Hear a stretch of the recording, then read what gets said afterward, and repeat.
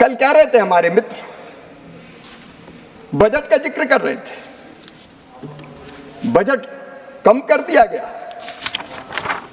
मैं माननीय उपसभापति महोदय ये बताना चाहता हूं, कृषि के लिए बजटीय आवंटन 2013 और 14 में था केवल 27,663 करोड़ रुपया।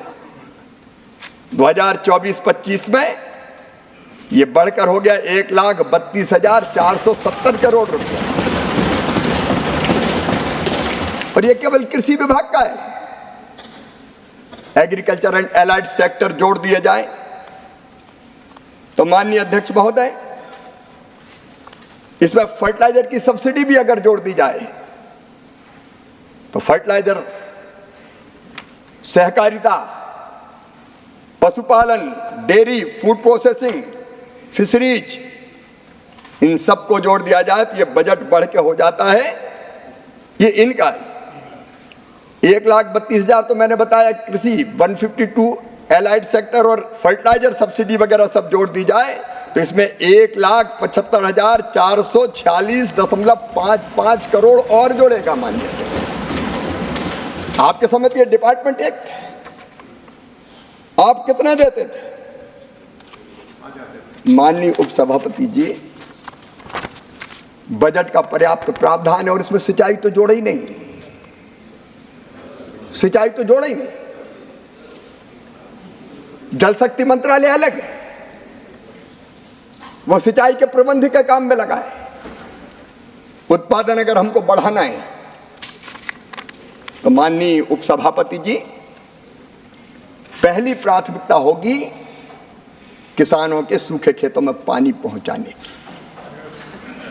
ये हमको करना पड़ेगा, बिना पानी के खेती नहीं होती। और आज मैं कहना चाहता हूं, सिंचाई की व्यवस्थाओं में बरसों तक कांग्रेस की सरकार रही, कभी उतनी गंभीरता से ध्यान नहीं दिया गया। मैं एक नहीं अनेकों उदाहरण दे सकता हूं। मध्य प्रदेश में अगर देखें तो कांग्रेस, राजा, नवाब, अंग्रेज सबने मिला के सिंचाई की व्यवस्था की थी केवल 7.5 लाख हेक्टर में, और जब हमारी सरकार आई तो बढ़ा के हमने कर दी थी उसको 47.5 लाख हेक्टर, और उसको बढ़ा के 65 लाख हेक्टर पे लगातार हमारा काम चल रहा है। प्रधानमंत्री नरेंद्र मोदी, अटल बिहारी वाजपेयी जी,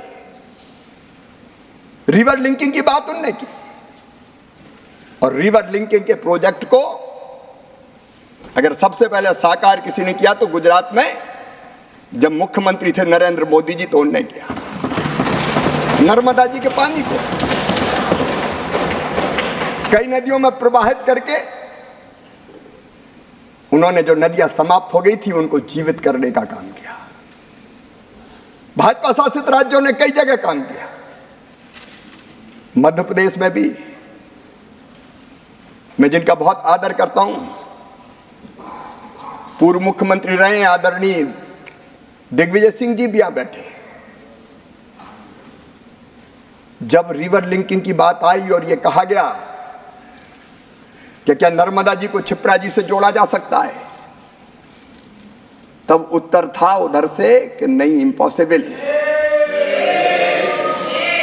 हमने कहा संभव शब्द हमारे शब्दकोश में नहीं है, और तय किया कि नर्मदा जी के पानी को क्षिप्रा जी में ले जाएंगे और ले जाके दिखा देंगे।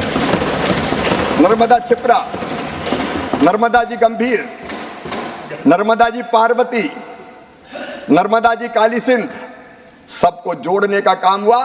और आज नरेंद्र मोदी जी के नेतृत्व में कैन और बेतवा को जोड़ने के प्रोजेक्ट को भी स्वीकृति दे दी गई है। 20 लाख हेक्टर जमीन, 20 लाख एकड़ जमीन में सिंचाई होगी। सिंचाई पहली प्राथमिकता होनी चाहिए थी। बाण सागर जैसे बांध एक नहीं अनेकों बरसों तक पूरे नहीं हुए, क्योंकि खेती, किसान प्राथमिकता नहीं था। आज मुझे गर्व यह कहते हुए कि प्रधानमंत्री नरेंद्र मोदी जी के नेतृत्व में प्रधानमंत्री सिंचाई योजना पर भी काम चल रहा है, और उसके साथ साथ एक नहीं अनेकों सिंचाई की योजनाएं जिस पर हम काम कर रहे हैं।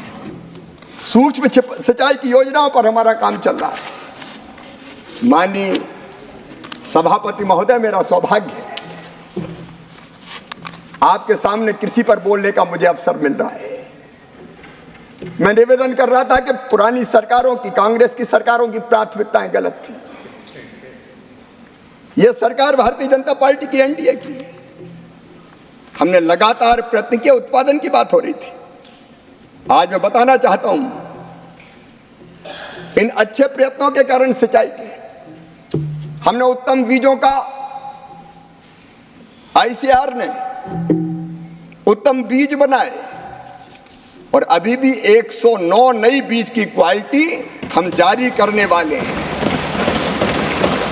क्योंकि उपज अगर बढ़ाना है तो अच्छे बीज चाहिए, जलवायु अनुकूल जीव चाहिए, बेहतर सिंचाई चाहिए, अच्छा आदान चाहिए। और 10 साल से मोदी जी के नेतृत्व में ये हो रहा है। और इसलिए उत्पादन अगर आप देखेंगे तो 2023-24 में खाद्यान्न का उत्पादन केवल 329 मिलियन, 23-24 में खाद्यान्न का उत्पादन 329 मिलियन टन तक माननीय सभापति महोदय पहुंच गया है। और इस समय अगर हम हॉर्टिकल्चर देखें, बागवानी देखें, तो 23-24 में बागवानी का उत्पादन 352 मिलियन टन तक पहुंच गया है। हम यहां रुकेंगे नहीं, आगे बढ़ेंगे। कल दलहन और तिलहन की बात हो रही थी। जब उधर की सरकार थी माननीय सभापति महोदय, दलहन का उत्पादन, तिलहन का उत्पादन वो प्राथमिकता नहीं थी, लगातार घट रहा था। लेकिन मुझे कहते हुए गर्व है कि दलहन और तिलहन के क्षेत्र में भी अब तेजी से काम हो रहा है और उत्पादन लगातार बढ़ रहा है। उत्पादन बढ़ रहा है, उत्पादकता बढ़ रही है। और माननीय अध्यक्ष महोदय, कल बात फर्टिलाइजर सब्सिडी पे की गई। आज मैं आंकड़े आपके सामने रखना चाहता हूं, आपके सामने आंकड़े रखना चाहता हूं। जब उधर की सरकार थी तब माननीय अध्यक्ष महोदय 13-14 में, माननीय सभापति महोदय 13-14 में फर्टिलाइजर सब्सिडी थी 71,280 करोड़। लेकिन पिछले साल 23-24 में फर्टिलाइजर सब्सिडी थी 1,95,420 करोड़। मैं वर्षवार बता सकता हूं। 18-19 में 73,435 करोड़। और इस साल कह रहे थे वर्षवार मेरे पास आंकड़े हैं कि घटा दी गई है। आज मैं कहना चाहता हूं माननीय सभापति महोदय, फर्टिलाइजर की सब्सिडी में जितना पैसा लगता है सरकार व्यवस्था करती है। बजट के प्रावधान के अलावा भी अतिरिक्त राशि देनी पड़ती तो दी जाती है। अभी अंतर्राष्ट्रीय परिस्थितियों के कारण डीएपी के जहाज घूम के आए, लंबा मार्ग तय करना पड़ा, समय ज्यादा लगा और इसलिए कीमत बढ़ रही थी। हमने उस बढ़ी हुई कीमत का भार किसान पे नहीं डाला और 2625 करोड़ का स्पेशल पैकेज दिया ताकि सस्ता फर्टिलाइजर किसान को मिलता रहे। आज आपके माध्यम से माननीय सभापति जी मैं बताना चाहता हूं, यूरिया के एक बैग पर हमारे विद्वान मित्र अभी संजय जी बैठे, वो बात कर रहे थे कि मात्रा कम हो गई है। माननीय सभापति जी, यूरिया के एक बैग पर 45 किलोग्राम का 50 से 45 हुआ है, लेकिन लागत भी कम कर दी।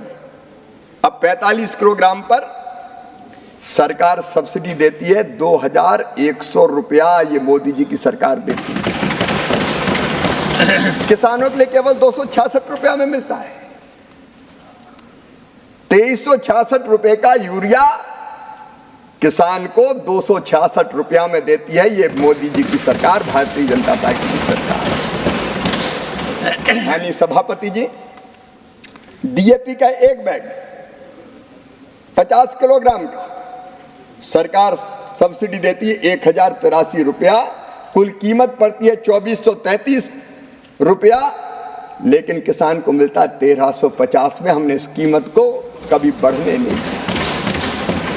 सस्ता खाद मिले, किसान फायदे की खेती कर पाए, इसके लिए एक नहीं अनेकों कदम उठाए गए।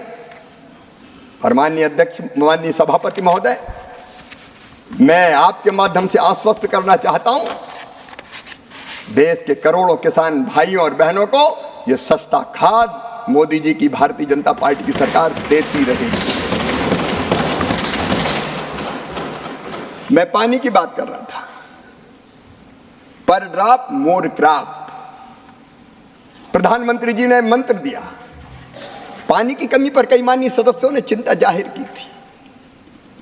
अंडरग्राउंड वाटर नीचे जा रहा है, कई जगह सूखे का संकट है, इसलिए पानी की एक एक बूंद हमें बचानी पड़ेगी। और इसलिए सूक्ष्म सिंचाई योजना लाई गई, ड्रिप के माध्यम से, स्प्रिंकलर के माध्यम से, प्रेशराइज पाइप के माध्यम से नहर में बहता हुआ पानी सीपेज भी होता है, बाष्पीकरण भी हो जाता है। लेकिन सूक्ष्म सिंचाई योजना ऐसी है जिससे एक एक बूंद पानी सीधे किसान के खेत में पहुंचता है, किसान के खेत में जाता है।